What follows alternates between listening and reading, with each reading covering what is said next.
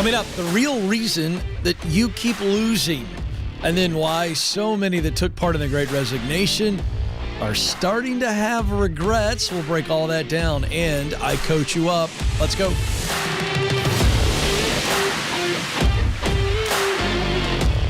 Helping you win at work so that you can win in your life. More money, more meaning is the goal here on the Ken Coleman Show. So what's the real reason some of you haven't had some wins in a while? Turns out this reason is because you're not focusing on winning, you're focusing on not losing.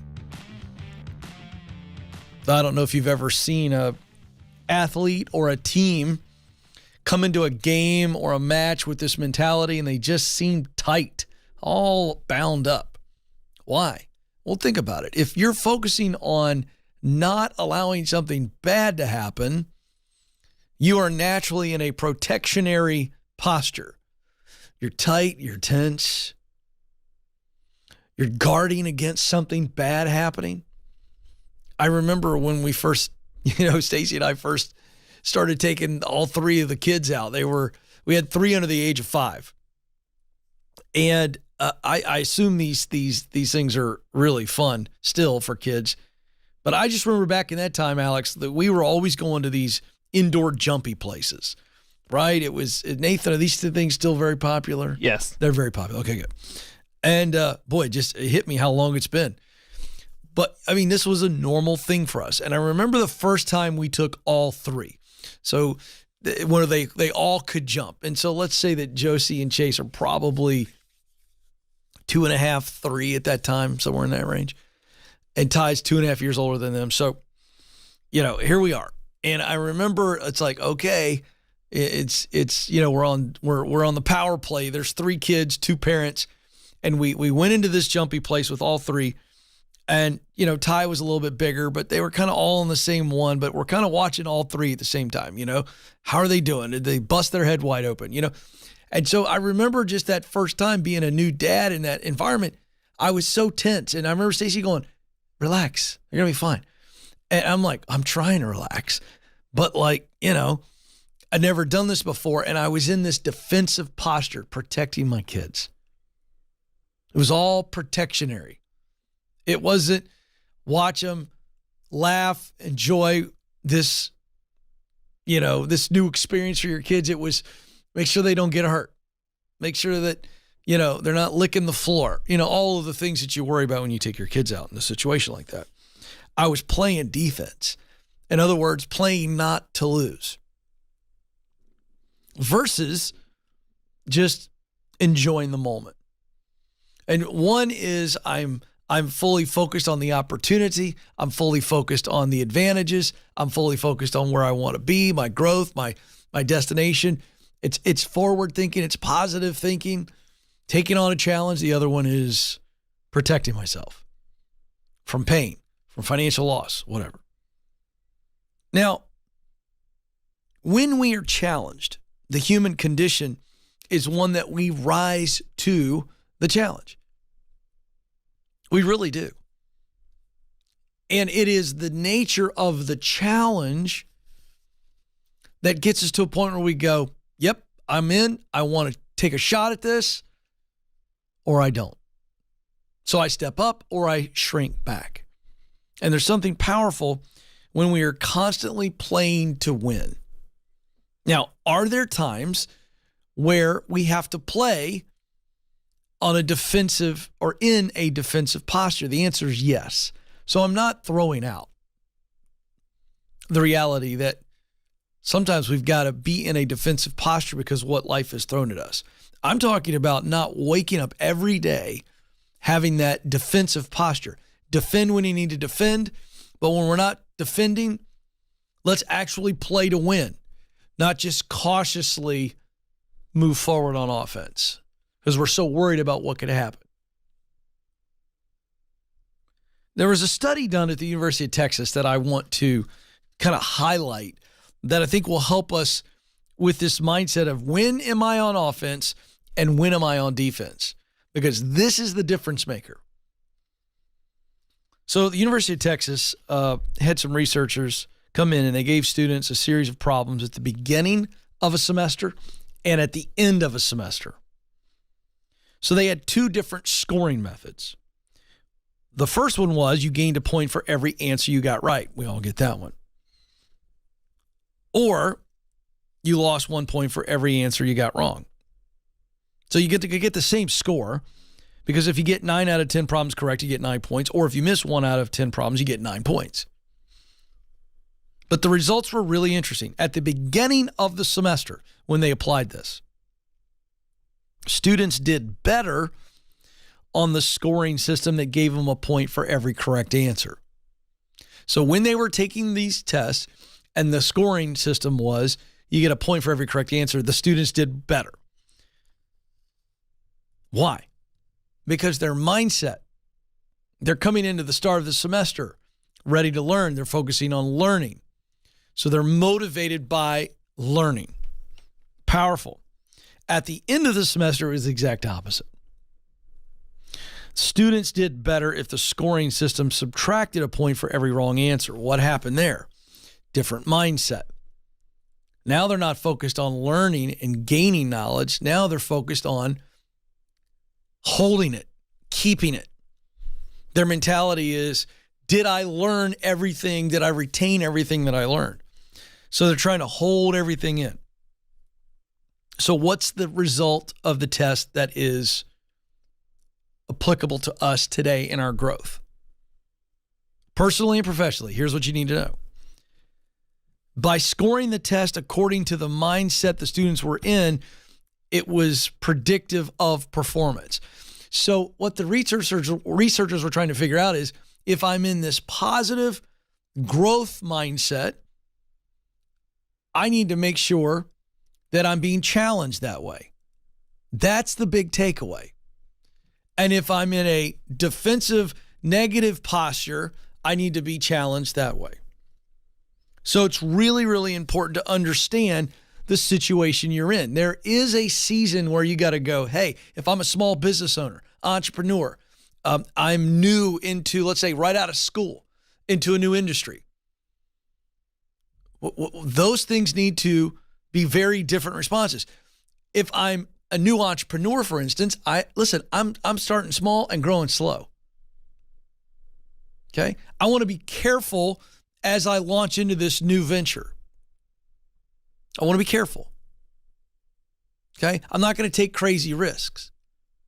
I know that I'm in a turbulent season of launching something. It's going to be crazy. Let's make sure that I don't do too much. But if I'm new into an industry or I'm new right out of college, I want to be growth focused. So I'm playing to win, doing everything I can to win. So playing to win. This is taking every opportunity, taking, again, some risks that aren't going to be super damaging. It's like getting up on the horse early. You're going to learn something whether you get bucked off or not, right?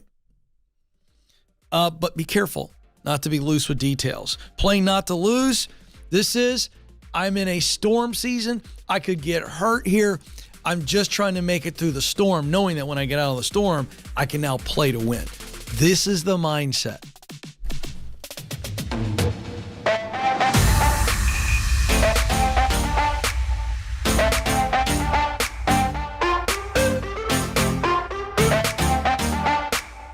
You were created to fill a unique role through your work, but it can feel overwhelming to figure out what that is. That's why I created the Get Clear Career Assessment. In just 15 minutes, you'll get customized results that clarify what you do best, the work you love to do, and the results that motivate you. All this helps you discover what you were born to do.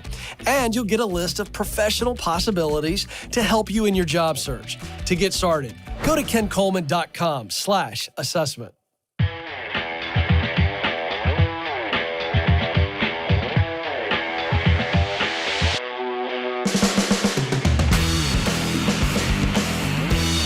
Helping you get unstuck so that you become unstoppable.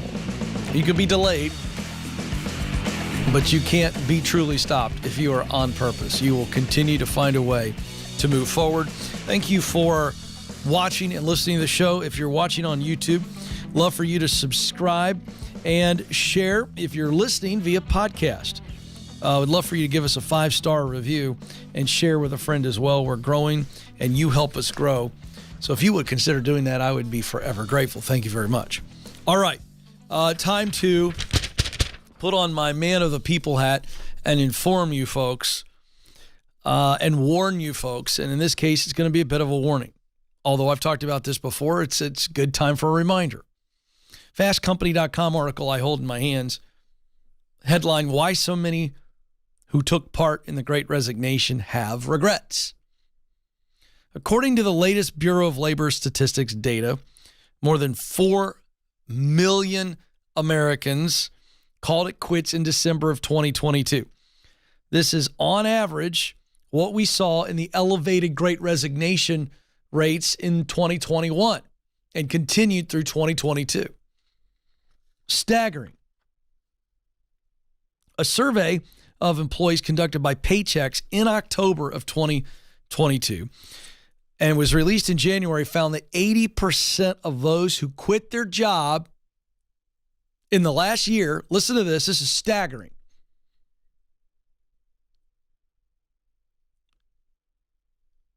More than 80% who quit their decision, including 89% of Gen Z respondents. They regret it. They left. They went for a bigger paycheck. They left for flexibility. We'll break this down in just a moment.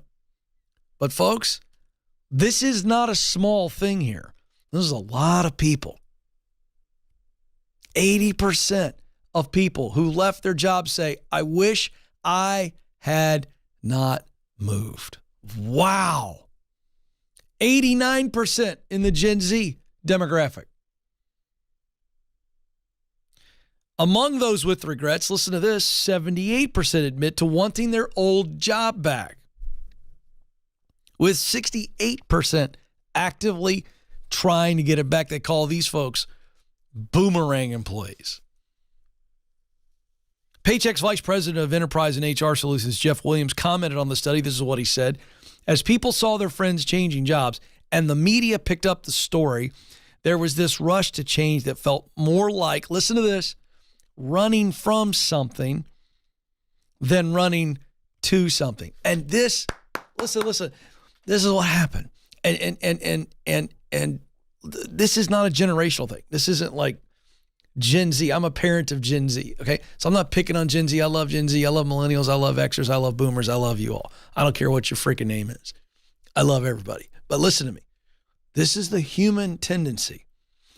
When we see a large pack of people moving this direction, we immediately go, where are they going?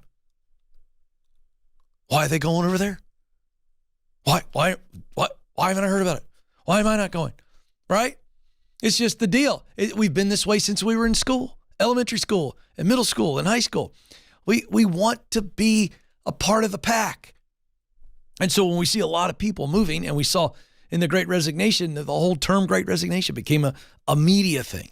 Everybody talking about it. So you're like, well, you see the data. And on the Ken Coleman Show, I'm talking about it. I'm going, look, people are moving. They're getting 12%, 15% more pay raise. And you start going, well, I don't want to get left behind. I don't want to be a loser. I don't want to be a nerd.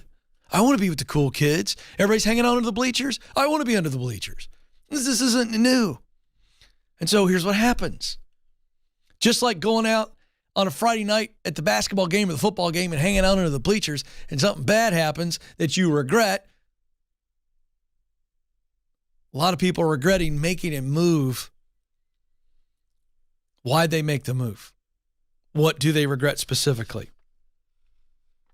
Here we go. Primary factors that turn resigners into regretters. The thing that job hoppers miss most about their former place of employment, especially female respondents, was their coworkers. Their friends, their work friends. That was number one. People miss their friends. Now, we talked about this on the show last week, that there's increasingly a group of people that are saying, you know what, I want to go to work, I don't want to leave work, and I don't want to be friends with anybody. Well, that's fine, but that's not healthy. It's your decision, it's your prerogative, you'll be okay. but you're not going to have the enriching life that you could have if you were in a relationship with the people you spend more time with. Listen, I spend more time with people at this office at Ramsey Solutions than I do with my wife and kids during the day. That's the reality. And I'm not going to engage in meaningful relationship with them. By the way, the only person that is disserviced by that decision is me. And here are the numbers. The numbers are here. The number one reason people regret leaving their past job is because they missed their friends. Number two was salary, which means that people took jobs that may have paid less because they wanted flexibility. See, that was the hot thing. I want to work from home. I tell you what, you want to just cause a stir on social media? Say anything about remote work besides, it's the greatest thing ever. Everybody who loves remote work is just looking for a chance to get offended. I'm not anti-remote work. But if you don't have systems, and I mean systems, disciplines that are baked into your schedule to where you are having good relationship in interaction, remote work is not good for you. Here comes the hate. Oh, Ken, you don't know what you're talking about. Well, yeah, I do, actually. Health insurance. A lot of people left for benefits because they got freaked out by the media. I've told you before, I'll tell you again. If you're taking a job solely because of the health benefits, you're going to wind up in this category of people who regret moving into a decision that was based on fear. Make your decisions about your future, not your fear. Here's more. Respondents say that these are people who regret moving. They regret that their new job wasn't what they'd hoped it would be. They miss their old colleagues. They feel like they've taken their former employer for granted. Yeah, they treated you better, with better dignity, all the way around than the new people. All the new people flirted with you.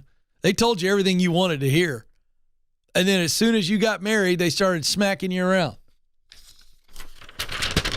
Yeah? Oh, come over here, baby. You're so beautiful. Oh, yeah. It's like a bad rom-com. Yeah, you wanted the bad boy. Mm-hmm. How's that working out for you? Oh, yeah. Yeah, you wanted a big old bad boy who was cool, had tattoos, smoked a cig during school. You wanted to leave the boring guy who bought you flowers every week, boring guy who loved you, cared for you. How's that working out for you? It's not working.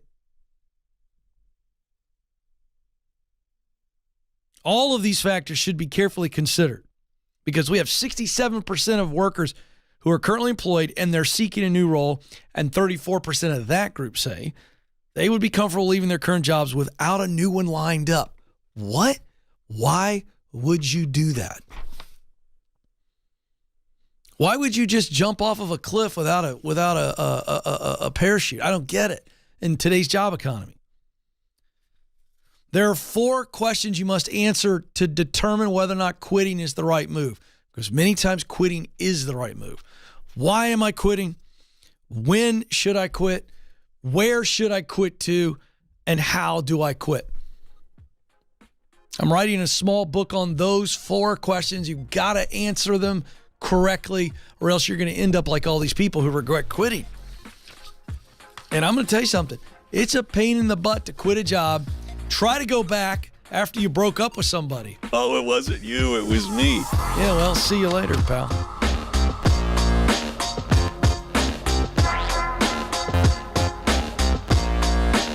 If the thought of attending a networking event makes you break out in hives, you're not alone. And I'll let you in on a secret.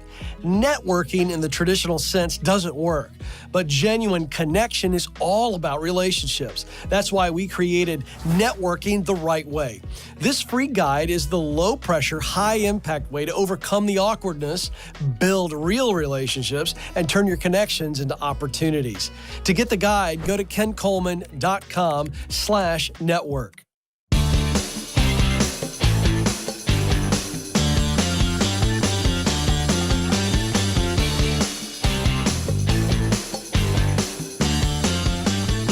some more AI stuff here. Now we've got Microsoft weighing in on this deal.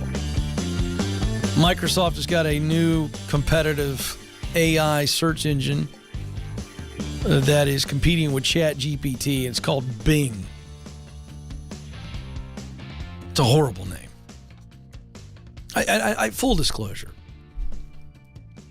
I'm an Apple guy, so I got to tell you, I always look at anything new that Microsoft does with an eye of okay, whatever, please. But here they go. So I'm holding in my hands an article from Business Insider, and so one of their reporters gave it a spin, because Bing, like ChatGPT's got a free give it a spin, give it a try version. And so they get on there, and it's boasting that this AI tool, Microsoft is boasting that Bing is more powerful than ChatGPT, which is saying something. Because I don't know if you missed it, I've actually sampled ChatGPT. Pretty wild, pretty amazing. And Microsoft has invested $11 billion plus into this since 2019. So here was the test. The reporter from Business Insider goes on Bing and basically asked Bing to write a cover letter for the position of social media content producer. And Bing refused to do it. So essentially goes in and says, please type me a cover letter for this position, social media editor. And Bing replies, sorry, not sorry. Not going to do it. And literally says, I'm sorry, but I cannot write a cover letter for you. That would be unethical and unfair to other applicants. What?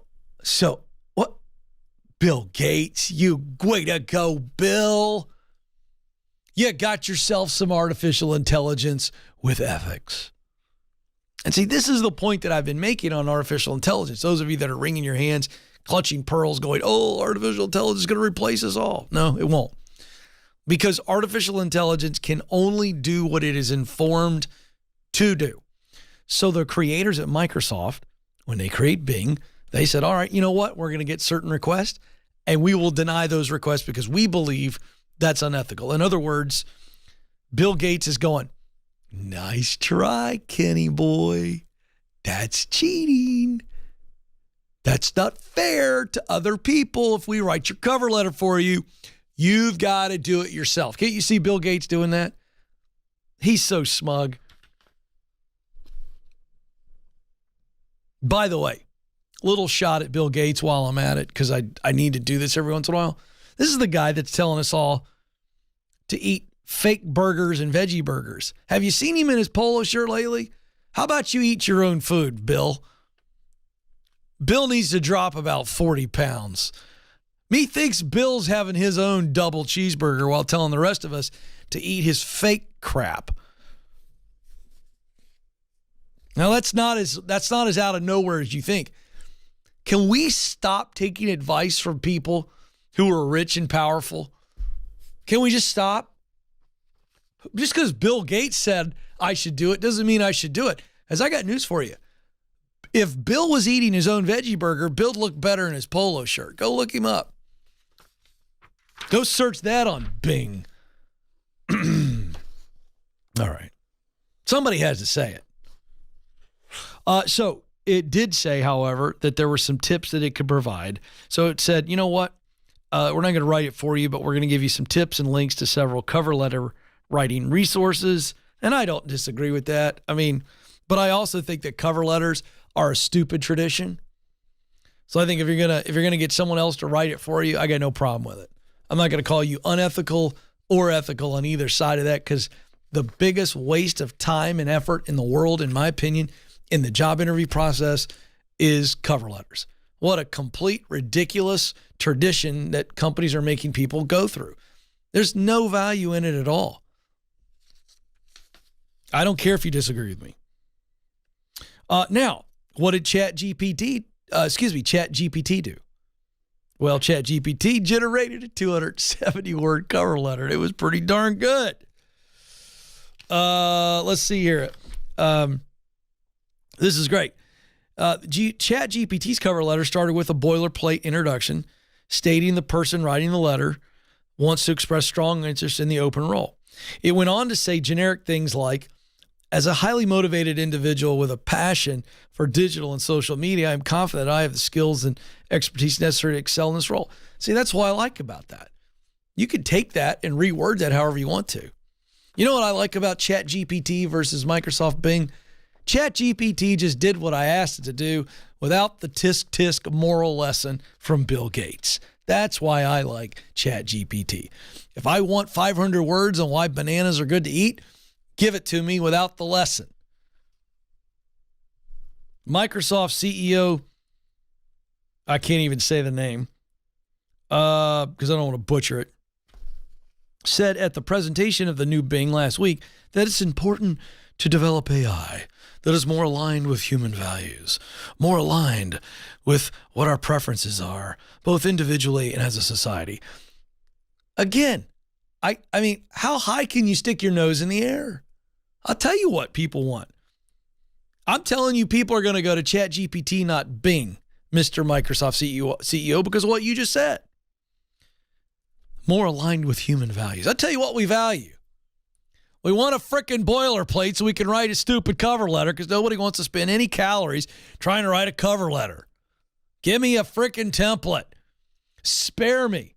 Spare me the morality lesson. That's what we want. Pretty interesting. All right. Okay. Oh, another quick object lesson. Now, this is from the news, but there's an object lesson. There's a lesson here. Listen for it. Here's the story. Disney announced last week they were cutting 7,000 jobs. New but old CEO Bob Iger, so he returns. This is 3.6% of Disney's global workforce. And the reason that Iger gave was it was a part of an effort to save $5.5 billion in costs and make its streaming business profitable. Now, see, this is my problem with big companies like this. They're going to cut 7,000 jobs for the stock price, A, and then B, to make their streaming services more profitable. Hey, Bob, why don't you put out good stuff? Why don't you put out good stuff? No, they're going to cut good people's jobs. Why? Because you are just a number at a large company. I've been saying it for a long time. I'm going to keep saying it. But here is the lesson. Do you know why Bob Iger had to come back? Do you know why their streaming services sucks? Because Disney has forgotten who they are. Now, here's the object lesson. Disney and ESPN, I'm going to give you two examples. Okay? Disney used to be about kids. Fun, safe, non-political, non-woke entertainment that made kids happy and made parents happy because their kids were happy. That's what Disney's always been about. A fantasy, play, wonder, and they got away from it. They went woke. Now we got to have a social message in every movie. Got to push a radical agenda instead of just going, you know what? We're going to just do kids entertainment that doesn't take a position. It's just about Mickey. And then ESPN. I can't tell you. What do you figure? I'm 48. Nathan, I'll bet you I've given 5 years of my life to watching ESPN total hours, maybe more. I love sports. I love ESPN. And guess what ESPN's doing? They're bleeding subscribers. You know why they're bleeding subscribers? Because they became political. There's plenty of political stations out there. I want to watch sports. I don't want an anchor. I don't want a sports award show being about woke politics. Look, the lesson is, who are you? What did you come to do? What does the audience expect of you? Do that, and you're going to win.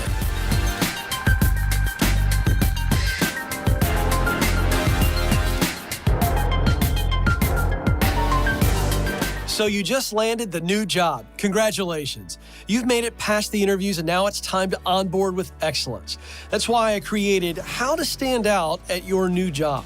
This free checklist will help you succeed from day one and may even help you get promoted. These practical steps set you up to add value, help your team win, exceed your leader's expectations, and ultimately set you up for a successful transition. To get started, just go to kencoleman.com/new.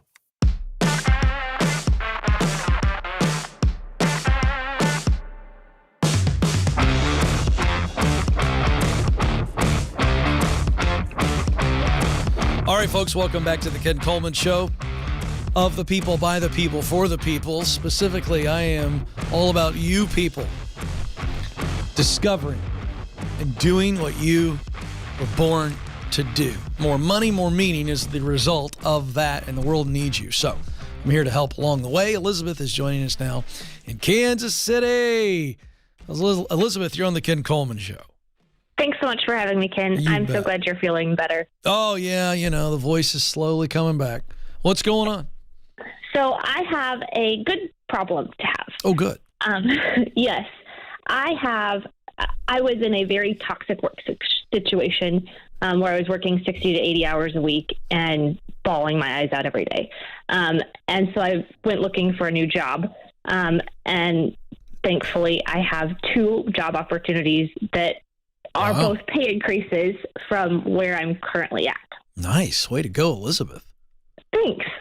But now I need some help. Okay. All right. What help do you need? All right. So, one of them is for the federal government and the other is a healthcare organization. Okay. Now, full transparency, I took the job at the healthcare organization and have been working there for about a month and 2 months. I've been working there 2 months. And I have never jumped ship before. I've never looked at another job opportunity when I'm just that far in. Okay. However, this job has been, I think I've spoken to my boss 5 times in the entire time I've been working. In 2 months? In 2 months. Okay. It's a brand new position. They claim that they need me, but I don't have a lot to do, which is great because I'm getting my master's degree. So I've been working on my master's during work time, but that's not right in my eyes. No. And about once a month, I have about a full day's worth of work, and that's about it. Yeah, you're bored out of your mind, and that's not sustainable. So what's the government job? Well, the government job is doing something that I've been doing for the past 3 years. However, it is a 2-year term position.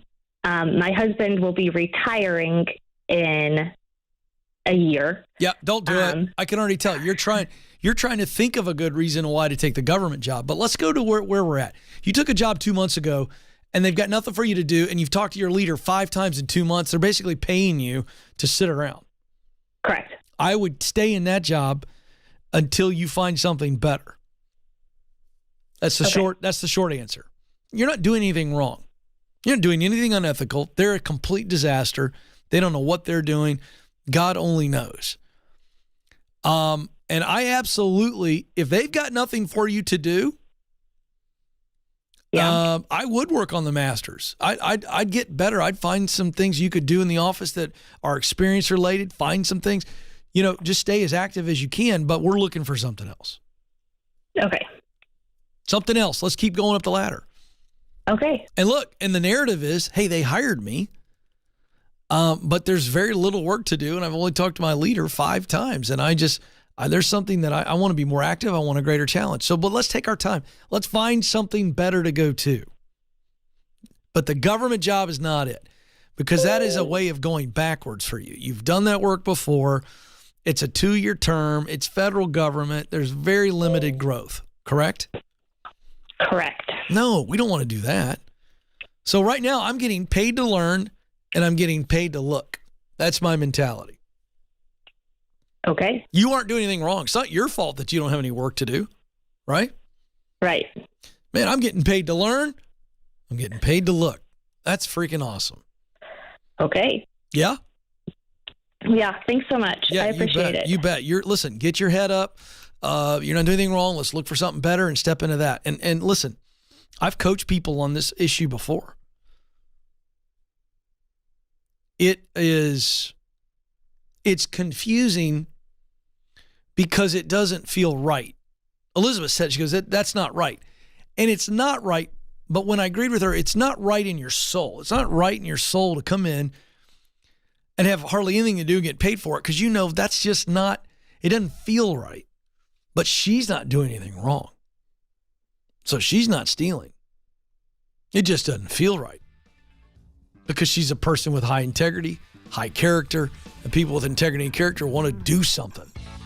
They want to get paid for what they do, not just to sit around. So, Elizabeth, head up, eyes all around. Let's look for something better and step into that. Thank you so much for the call.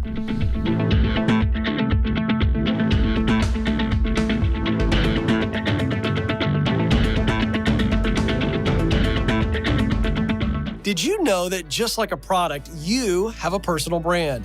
It's the image or impression others form about you based on your interactions. And whether we realize it or not, our personal brand impacts opportunities to grow in our careers.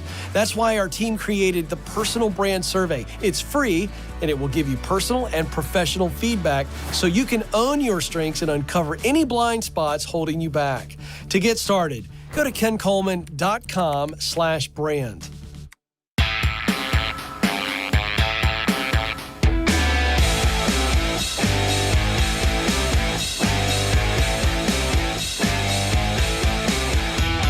Bianca is up next here on the Ken Coleman Show. She needs some coaching.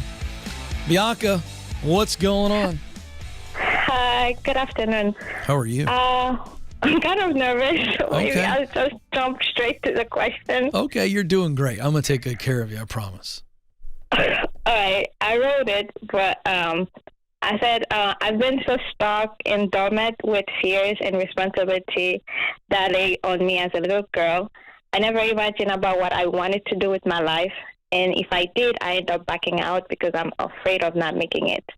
But now I want to do something with my life, but I have no idea what I want to do, what my purpose is, and what I like. I brought your clear assessment question, and I couldn't even answer the first question. And I spent days in there, and I couldn't. So my question was, what advice would you give somebody like me when I bury all my hopes and dreams as a little kid just because I want to go back there. That. That's the issue. Your confidence has been so damaged that you can't even answer a question about yourself on the Get Clear assessment. You couldn't even answer the first question. You're afraid. You're so afraid of screwing up. You're so afraid of disappointing somebody, and now it's turned into you're so afraid of disappointing yourself. That's the reality. So 2 things. You do need to get to a point, and you need to do this when you can afford it. But the moment that you can afford it, you need to go see a professional counselor, and you're going to have to deal with those wounds of your parents telling you when you were a little girl that you shouldn't do something, that you couldn't do something. The thing is, I've been in counselor for like 2 years and a half. And well, it's not working. So I don't know. What does your therapist say? Well, right now we're working on my emotion. Because I kind of cut off my emotion with anything. So I will do something and I don't need to be emotionally involved in it. I would do what I kind of like live my life as a robot. I do what I think that needs to be done. I never think about anything. Like with school, I never think, or I want to go to school because of that. I go to school because I thought I needed to finish school. Yeah, but you're also thinking way more than you realize, because if you can't answer a simple question about yourself in that assessment, the Get Clear assessment, that's because you're too busy thinking. What's the right answer?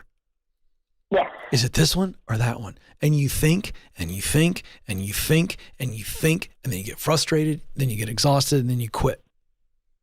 Yep. Yep. So you are thinking a lot. So I don't know what's going on with your therapist. I don't mean to make a blanket statement that it's not working. It's just, it's not sticking. Because you You can sit with a therapist, a great therapist, for hours on hours on hours and hours and hours. And if you don't take the tools and you don't do something with it, you're never going to get going forward. So let's try a different tack. I'm not a professional therapist, but I am a coach. And I want to go way back to the days that you mentioned on the start of the phone call. What was it that you told your mom and dad you wanted to do that they poo-pooed? I think I told my dad I wanted to do a cheerleading, and he said I couldn't ever do cheerleading. Now, how old were you? Well, I wasn't raised with my mom and dad until 11 years old. I know, but how old were you when you told your mom and dad you wanted to be a cheerleader and they said no? 12. Okay. And when you said you wanted to be a cheerleader, what did you mean specifically? Well, middle school, you have after-school activity, and I wanted to sign for cheerleading. Yeah, and they said no. Yes. Why? He said I wouldn't amount to anything. That was what I raised to listen from all my family members. Because you wanted to go out for cheerleading? Yeah. What else? Give me another example of something you wanted to do, but your dad or your mom just crapped all over you. Well, my dad didn't. I was with my dad. My dad didn't care if I went to school, if I did anything. I went to school because I wanted to. He didn't care if I show up to school or nothing. Oh, so it was one of those deals where no matter what you mentioned to him, he probably just would have went, pff. Yes. So he was feeling so bad about himself that he needed to kind of destroy your dreams and ensure that you amounted to nothing because he felt like he had amounted to nothing. Yeah, and people had to force him to even send me to school because I wasn't born here, so I came here. Yeah, and he just didn't. Wow. He said the only reason he bring me here was to make money with me, so that's why he didn't try to do anything. Yeah. All right, so let's go beyond the cheerleading thing. When you were in high school, I want you to take me back to when you were a high schooler.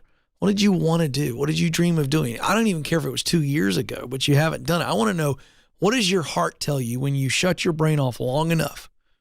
What does your heart tell you it has wanted to do? For high school, I wanted to do law. Great. I wanted to practice law. Why? Why did you want to practice law? As a little kid, I was told that I'm a good debater. I can debate a conversation if I want to. Yeah, I love this. Okay, what else? Give me another dream that's been out there. Legal, so that's being a lawyer. Give me something else. Private investigator, like FBI. Great. Fantastic. Though there's a connection between those two. You know what I think the connection is? Do you see it? No. Okay, great. I'm going to tell you. You tell me if I'm wrong, but you've got to be honest with me about yourself. I think the lawyer, and the private investigator, the thread is the research and then analyzing the research. I'm digging in, I'm investigating, and then I'm analyzing it. Do you see that? Yes. You like researching, digging into something, don't you? Yes. And you like analyzing what you find, don't you? Yes. And the reason that you're such an overthinker is because you're so freaking good at it. Isn't that true? Yes, but I end up doing nothing because I'm thinking too much about everything. Yes, because you're so scared that you're going to screw up, and I'm here to tell you you're not going to screw up. I heard Bianca admit that you're good at research. You're good at analysis, aren't you? Yeah. You're good at communicating. That's why all your friends said you'd be great at debate. So you've got to start focusing less on you and your failure and the potential for failure. And you need to focus on the problems that you really want to solve. Because when you get in there and get your hands dirty, and you'll stop thinking about you and how you're going to fail, and you'll start thinking about fixing the problem. But I don't know what that problem will be. Yeah, you do. Who are the people that you would help tomorrow if I gave you a law degree or I gave you a private investigator job? No, you didn't have to prove anything. You just went after a certain group of people that you wanted to help through investigating or advocating. Who would it be? People who have no voice or feel like their voice not being heard of. Boom. That's beautiful. You live in the Miami, Florida area. Those people are all around you. Could be immigrants, could be illegal immigrants, could be young women who grew up in a home like yours, You just got to go find those people. How can I help them? So your homework assignment is, in your area, research all of the government, non-government, private sector, nonprofit, government. Those are your three categories. Government, nonprofit, private sector. Who's helping those people who don't have a voice? I'm not saying you got to go get a law degree. But if you become an advocate for people like that, for the first time in your life, Bianca, that emotion your therapist has been talking to you about is going to be front and center every day when you get up to go to work, because you go, I am going in today to fight for these people. Do you feel that? Yeah. You feel it, don't you? Yeah. Don't overthink this anymore. You hear me? Right. Now, Okay. I want to end this call by telling you something you may not have been told before. Bianca, you do have things that you do well. You do have roles that you enjoy playing. There are results that waken your heart to where it is beating out of your chest. You know it. And that means you are unique. It means you are valuable. And it means that you got to show up and give yourself away to people who need you. Thank you for calling the show. Bianca, go change somebody's life. This is the Ken Coleman Show. Press on.